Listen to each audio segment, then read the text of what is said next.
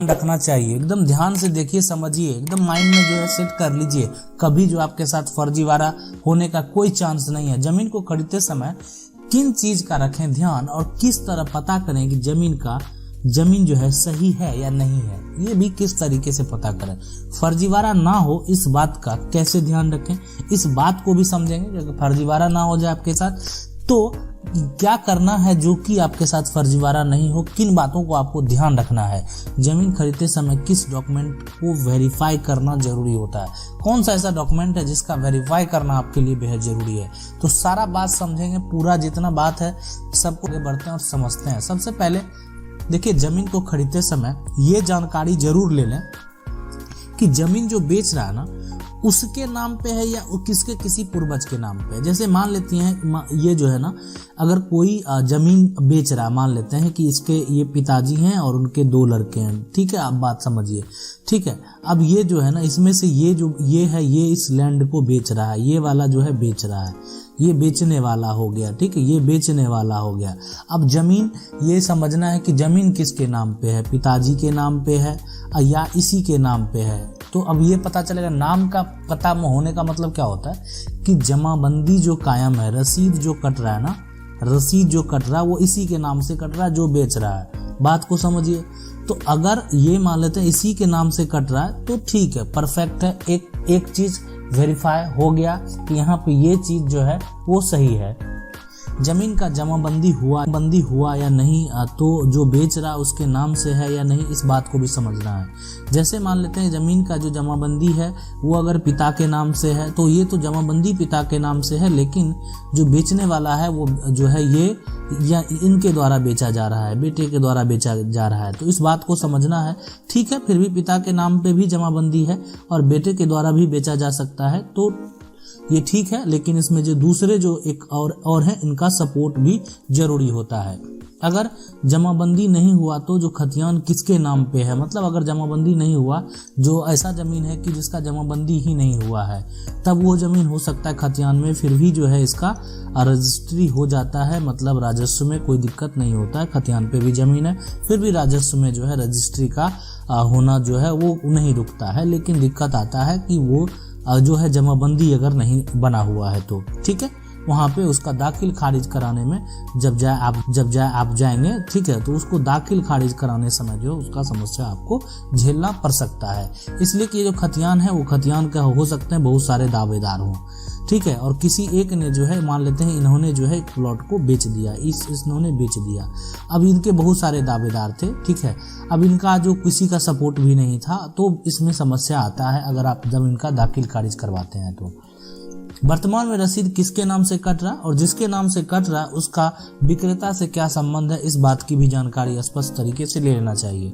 मतलब अब जैसे क्या होता है कि सबसे पहले वर्तमान में जो रसीद जो कट रहा है, मान लेते हैं रसीद जो कट रहा है वो दादाजी के नाम से कट रहा है, ठीक है, दादाजी के नाम से कट रहा है, ठीक है।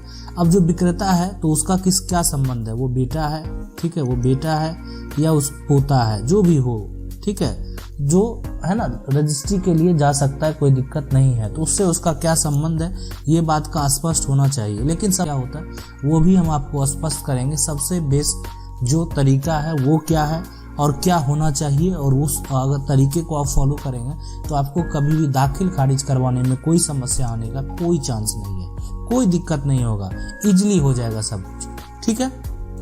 तो ये भी समझना है कि वर्तमान में उस जमीन को जाके वेरीफाई करना है, वर्तमान में जो उसका रसीद कट रहा है, जिसके नाम से रसीद कट रहा है, उसका विक्रेता से जो बेचने वाला उससे उसका क्या संबंध है।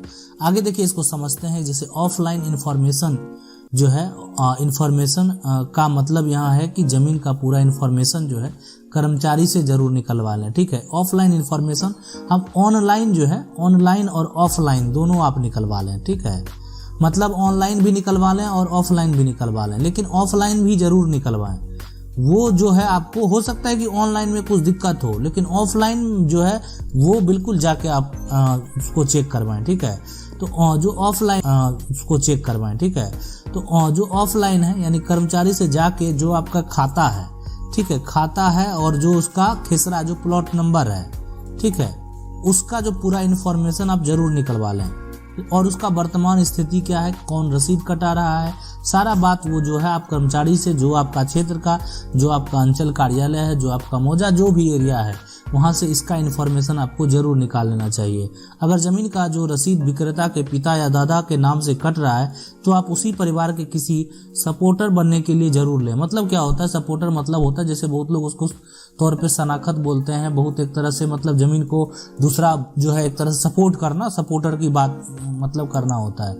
मतलब आप जैसे हम आपको समझा रहे हैं कि देखिए ये ज़मीन जो है एक तरह से दादाजी के नाम से है, ठीक है। अब जो है अगर ज़मीन जो है का रसीद पिता या दादा के नाम से है तो अगर ये दादाजी के नाम से है और इसको बेचने के लिए जो है नहीं जा रहा है, ठीक है, उस बेटा का जो है, बेटा का भी जो 2 है मतलब अंश, ऐसे आप समझ लिए 3 अंश बना देते हैं, ये जो है ना 3 अब अंश बना देते हैं, उसमें से ये जो है बेच रहा है, ठीक है, बेच रहा है, कोई दिक्कत नहीं है। लेकिन इस दोनों में से अगर इसको कोई एक सपोर्ट कर दिया, मतलब होता है दो, मतलब एक चीज ये कोई एक सपोर्टर बन गया तो यहाँ पे रजिस्ट्री में कोई मतलब एक तरह से क्या हो गया कि 3 हिस्सेदार था किसके, दादाजी वाले जमीन का, एक बेटा हुआ, उसके बाद यहाँ पे हुआ, ठीक है, दादाजी के नाम से ही रसीद कट रहा था, लेकिन तीनों में से कोई एक अगर सपोर्ट कर दिया तो दाखिल खारिज कराने में दिक्कत नहीं आता है। तो ये बात आपको समझना चाहिए यहाँ पे। लेकिन अगर ये जो है पिताजी का नाम हो या अगर तीनों भाई का अलग अलग जमाबंदी कायम हो, मतलब तीनों भाई का अलग अलग जमाबंदी हो, तब जो है ये कोई सपोर्ट करे चाहे नहीं करे कोई दिक्कत नहीं है, कोई भी एक सपोर्ट कर सकता है और करने के बाद दाखिल खारिज कराने में भी कोई समस्या नहीं होता, इसलिए कि मतलब उसको राइट था वो बेचने का। अब बात को समझ लीजिए, ठीक है। और उसके बाद इस प्लॉट को चाहे तो मान लेते हैं ये खुद बेच सकता और कोई बेच नहीं सकता है, लेकिन अभी अगर दादाजी के नाम से है तो इसके हिस्से का जो प्लॉट है वो भी चाहे ये लोग रजिस्ट्री करने तो कर सकता है, अगर ये जो प्लॉट है ये भी चाहे इसको बेचने के लिए तो बेच सकता है, मतलब कोई भी किसी प्लॉट को बेच सकता है, इसलिए कि वो जो है दादा के नाम पे है या पिता के नाम पे है। लेकिन जमाबंदी अपना अलग अलग हो जाने से उसका अपना राइट हो जाता है बेचने का। तो ये चीज़ जो है बेहद जानना जरूरी है कि ज़मीन का जो है वर्तमान मालिक कौन है, कौन उसका रसीद कटा रहा है, किसके नाम से जमाबंदी कायम है, ये जो जरूर ज़मीन लेने से पहले वेरीफाई कर लें। आप अगर ज़मीन लेने जाएंगे और ये पता कर लेंगे कि जिससे हम ज़मीन खरीद रहे हैं वही ज़मीन का मालिक है, उसी के पास राइट है, उसके पास जमाबंदी है, वही रसीद कटा रहा है, उसके पास जो है सारा ऑनलाइन इन्फॉर्मेशन भी सही है और ऑफलाइन इन्फॉर्मेशन भी सही है, कोई दिक्कत नहीं है, कहीं कोई समस्या नहीं आएगा। जाके कर्मचारी से आप जाइएगा, वहां से इन्फॉर्मेशन जरूर निकाल लें। इन्फॉर्मेशन निकालने का मतलब क्या होता है कि आप वहां से जब जाएंगे ना, आपको बोलना कंप्लीट उसका इन्फॉर्मेशन, उसके लिए आपको कुछ कॉस्ट पे करना पड़ेगा और डाक का कुछ स्टिकर वगैरह भी आपको चिपका के जो है एक पेपर देना पड़ेगा फॉर्म का, तो उसके बाद वो डिटेल जो है निकाल के रखेगा, हो सकता है थोड़ा टाइम ले, और वो जो है आपको वो सारा इन्फॉर्मेशन निकाल के देगा। मतलब कर्मचारी से आप उस खेसरे का पूरा इन्फॉर्मेशन लेना चाहते हैं तो आप जो है पूरा जाके ले सकते हैं, और बिल्कुल खरीदने से पहले ले लेना चाहिए। तो ये अपना सतर्क पहले जरूरी है, तो इससे आपको जो है कभी भी दाखिल खारिज कराने में समस्या नहीं होगा। अब देखिए हम आपको बता देते हैं कि अब दिक्कत कहाँ पे आता है, वो उस चीज को समझिए। देखिए मान लेते हैं कि जमीन जो है वो खतियान का है, ठीक है, खतियान है और खतियान दादा के नाम से है, ठीक है, दादा के नाम से है, ये दादाजी का था। अब इसका जो है यानी 2 बेटे, इनके भी 2 बेटे, ठीक है, ये जमीन आपस में बटा हुआ है। अब इनका जो है 3 हुआ है, अब इनका जो है 3 बेटा है, ठीक है, जमीन बटा हुआ है। अब इनका जो है वो 2 बेटा है, जमीन बटा हुआ है। अब देखिए इस बात को हम बताते हैं, खतियान किसके नाम से, दादा के नाम से, खतियान दादा के नाम से, ये इनका क्या बेटा है, सन है, ये भी बेटा है, ये भी बेटा है। अब इनका जो है ये पोता है। अब एक पोता जाके ये जो है ना जमीन बेच दिया, अपना हिस्सा ही बेच दिया, किसके नाम से, खतियान दादा के नाम से, जमाबंदी किसके नाम से, दादा के नाम से, रसीद किसके नाम से, दादा के नाम से, बेच दिया। इसमें से कोई सपोर्ट करने के लिए भी नहीं गया। आप बात को समझिए। उसके बाद जो है ना जब ये बेचने के लिए जाएगा तो सारा कुछ नाम यहाँ पे दादा का था।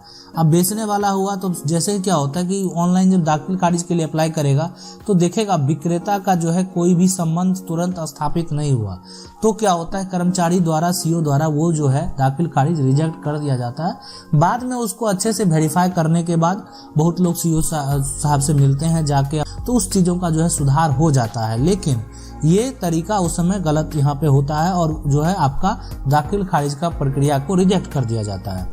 अब बात को समझिए, अगर आप ऐसा कर लेते कि ये जो आपका जो प्रक्रिया है मतलब क्या करना था आपको हम बता देते हैं। मतलब आपको ऐसा कर लेना था कि ये जो आपका प्रक्रिया है, कौन सा, ये सारा अगर ये ऐसा लेते कि ये सब जिसके नाम से जमाबंदी कायम है तब हम खरीदते, तब कोई दिक्कत नहीं था, आराम से दाखिल खारिज होता, कोई समस्या नहीं है। दाखिल खारिज करने के बाद देखता है कि जो विक्रेता है उसका संबंध उस जमीन से है, तो फिर दाखिल खारिज जो है तुरंत हो जाता है, कोई दिक्कत नहीं। सीओ के द्वारा शुद्धि पत्र दिया जाता है और शुद्धि पत्र देने के बाद आप कर्मचारी के पास जाते हैं तो आपका जो है दाखिल खारिज आसानी से हो जाता है, कोई दिक्कत नहीं है।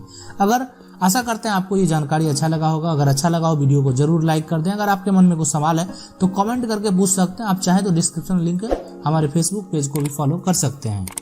मिलते हैं।